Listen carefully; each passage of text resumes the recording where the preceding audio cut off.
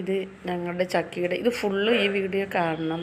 ഇത് ഞങ്ങളുടെ ചക്കിയുടെ രണ്ടാം ജന്മമാണ്. ആദ്യത്തെ ചക്കി മരണപ്പെട്ട്. കാരണം അങ്ങനത്തെ ഒരു സ്റ്റേജിലായിരുന്നു ചക്കി. ഓരോ ദിവസവും നമ്മൾ ആശുപത്രിയിൽ കൊണ്ടുപോയി ഈ ഒരു മാസം വരെ ഡോക്ടറെ ട്രീറ്റ്മെൻ്റ് ആയിരുന്നു. കൊണ്ടുപോകും. ഓരോ ദിവസവും അവശത നിലയിലായിരുന്നു. കാരണം എണീക്കാനും വെള്ളം എടുക്കാനും ഒരു ചെറിയൊരു തുടിപ്പ് മാത്രമേ ഉള്ളായിരുന്നു. അത് വൈറസ് രോഗം പിടിപെട്ടതാണ്. ഇതിനാരും വീട്ടിലും പോലും അടുപ്പിക്കത്തില്ല. അത്ര ശരീരം അഴുക്കമായിട്ട് ഇങ്ങനെ ഇതായാണ്. നടക്കാനും എടുക്കാനും ഒന്നും പറ്റത്തില്ല. ഒരു ചെറിയൊരു തുടിപ്പ്, വെള്ളവും കുടിക്കത്തില്ല. എന്നിട്ട് ഞാൻ സിറിഞ്ച് വഴി വെള്ളം കൊടുത്തു. പലരും ഉപേക്ഷിക്കാൻ പറഞ്ഞെങ്കിൽ എനിക്ക് മനസ്സ് വന്നില്ല. ഞാൻ പറഞ്ഞു മരിക്കുന്നെങ്കിൽ വീട്ടിൽ കിടന്ന് വെള്ളം കുടിച്ച് മരിക്കട്ടെ, ഒരിക്കലും വഴിയിൽ ഉപേക്ഷിക്കാൻ പറ്റത്തില്ല. കാരണം വെള്ളം കിട്ടാതെ അത് മരണപ്പെട്ടു പോയാൽ അതിൻ്റെ പാപം കൂടി വലിച്ചു വെക്കാൻ വയ്യ എന്ന് പറഞ്ഞ് ഞാൻ കൊടുത്ത്. അതിനെ പതുക്കെ അതിൻ്റെ അടുത്ത് ചെന്നിരിക്കുമ്പോഴത്തേക്ക് കണ്ണ് തുറന്ന് നോക്കി. അതിൻ്റെ കണ്ണിൽ കൂടി വെള്ളം. ഒരു മനുഷ്യൻ എങ്ങനെയാണോ കരയുന്നത് ആ രീതിക്കാണ് ഈ പൂച്ച കരയുന്നത്.